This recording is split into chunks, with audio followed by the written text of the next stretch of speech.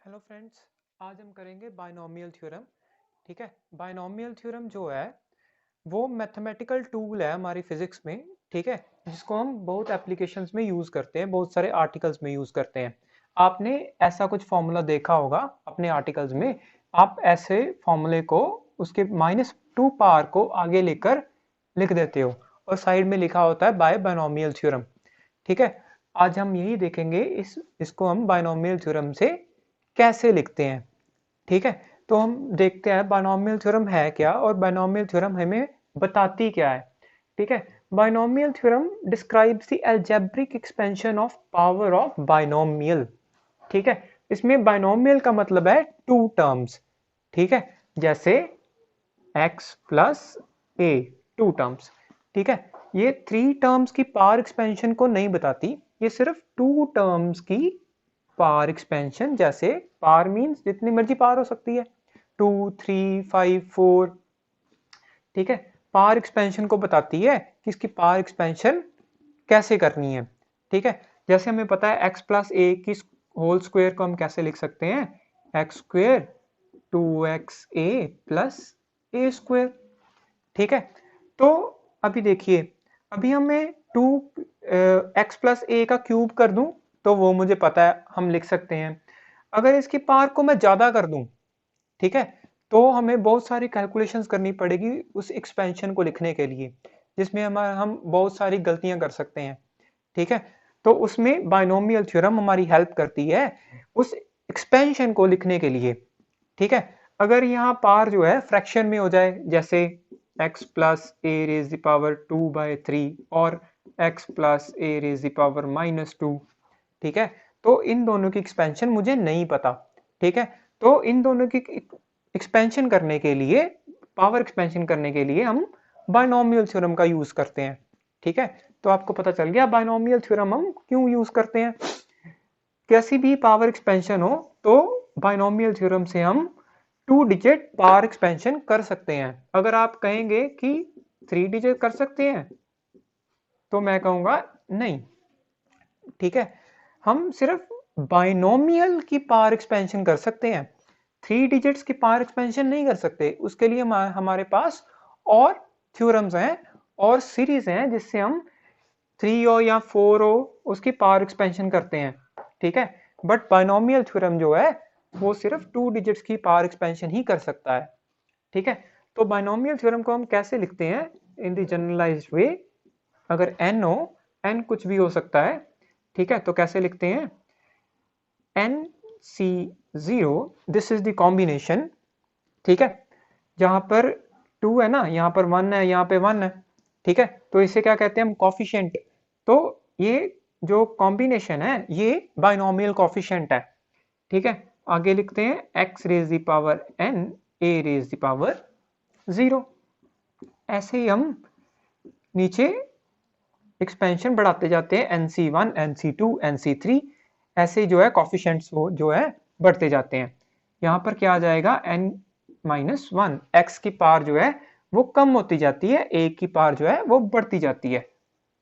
ठीक है, अगली कैसे लिखेंगे, NC2 x n-2 a square. ऐसे ही हम अप टू सॉन लिख देंगे एन तक, NCn तक। NCn में क्या होगा, x 0 हो जाएगा, a रेज़ पावर n हो जाएगी। ठीक है, तो ये जो है वो बायनोमियल एक्सपेंशन है।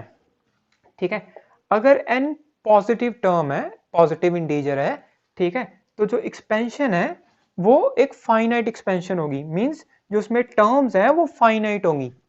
ठीक है, आप पता कर सकते हो कैसे, अगर देखिए x प्लस ए की होल स्क्वायर है ना, तो ये क्या है, पॉजिटिव इंटीजर है। ठीक है, तो इसकी एक्सपेंशन में जो है वो 3 टर्म्स आती हैं। ठीक है, अगर मैं x प्लस ए की क्यूब लिखूं तो उसमें देखते हैं कितनी टर्म्स आती है, x cube plus 3x² A, 3x a square plus A cube, इसमें 4 टर्म्स आती हैं। ठीक है, तो मींस एक्सपेंशन करते समय जो टर्म्स आती हैं वो पावर से एक प्लस होती है। ठीक है, अगर n जो है वो पॉजिटिव इंटीजर है तो इसकी टर्म्स कितनी होंगी, n+1 टर्म्स होंगी। ठीक है, अगर n जो है वो नेगेटिव है, ठीक है, तो इसकी एक्सपेंशन जो है इनफाइनाइट होगी। ठीक है, क्यों इनफाइनाइट होगी, देखिए यहां पे हम n ले रहे हैं, n पे n में एक माइनस कर रहे हैं, अगर n नेगेटिव होगा तो मान लो n जो है -2 है। ठीक है, तो इस टर्म में क्या करेंगे हम, -2 -1 मतलब -3, तो यहाँ पे टर्म्स बढ़ती जाएंगी। ठीक है, तो ये बंद ही नहीं होगी, x 0 ही नहीं आएगा। इसलिए जब n जो है नेगेटिव है तो जो इसकी एक्सपेंशन है वो इनफाइनाइट तक होती है। ठीक है, अभी बात करते हैं जब n जो है फ्रैक्शन में है तब इसे कैसे सॉल्व करते हैं। ठीक है, तो हम पहले जान लेते हैं कि कॉम्बिनेशन को हम कैसे खोलते हैं। ठीक है, तो यहां लिख देता हूं मैं, अगर NCR का कॉम्बिनेशन है तो मैं उसे कैसे खोलता हूं, n factorial n minus r का फैक्टोरियल इंटू r का फैक्टोरियल। ठीक है, फैक्टोरियल क्या है अभी, ठीक है, अगर मैं लिखता हूं 3 फैक्टोरियल, ठीक है, फैक्टोरियल का मतलब है कि जो टर्म है उसके साथ अगली टर्म्स को मल्टीप्लाई करते जाना है जब तक हम 1 तक ना पहुंच जाए। ठीक है, अगर यहाँ पे 4 लिख दूं तो क्या आ जाएगा, 4 इंटू 3 इंटू 2 इंटू 1। ठीक है, वैसे n फैक्टोरियल क्या आएगा, n into n minus one into n minus two into up to so on 3 2 1। ठीक है, तो ऐसे फैक्टोरियल को खोलते हैं।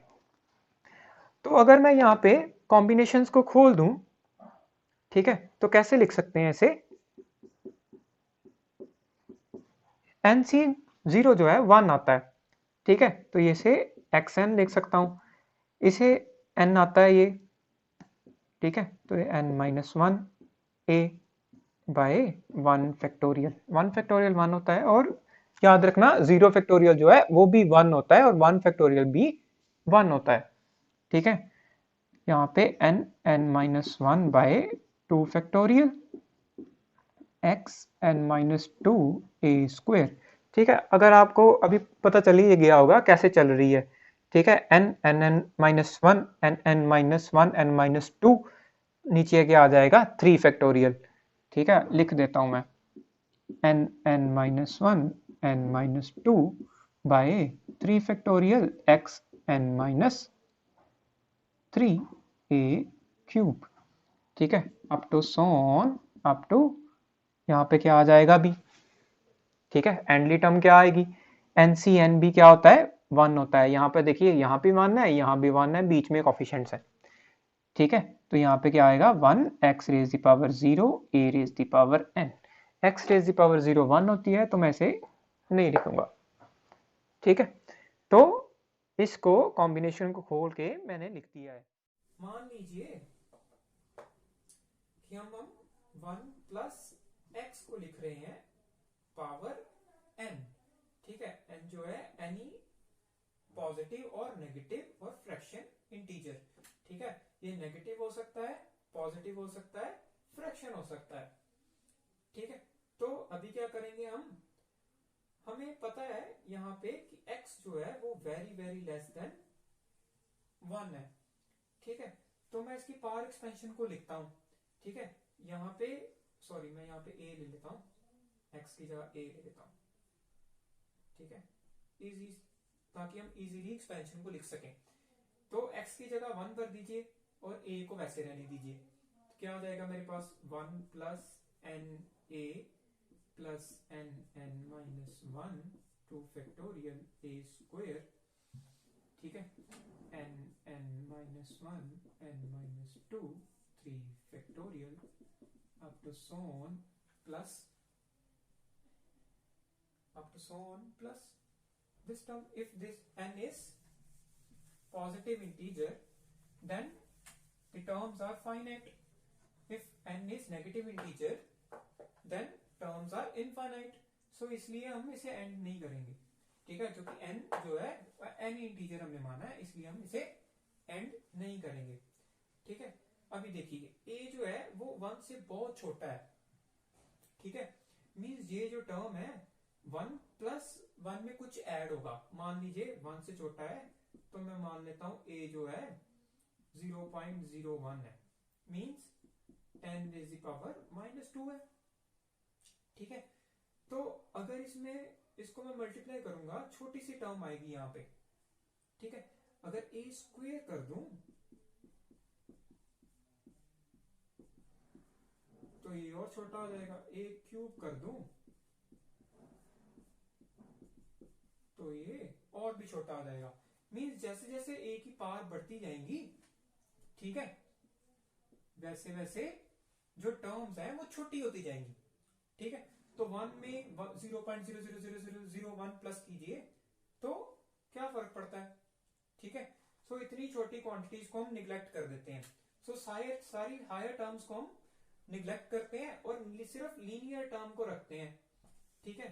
तो हम सिर्फ लीनियर टर्म को रखते हैं तो क्या आ जाता है हमारे पास 1 plus a raise the power n is equal to 1 plus n into a, ठीक है। तो ये हमारे पास आंसर आ जाता है इस एक्सपेंशन का सिंपली।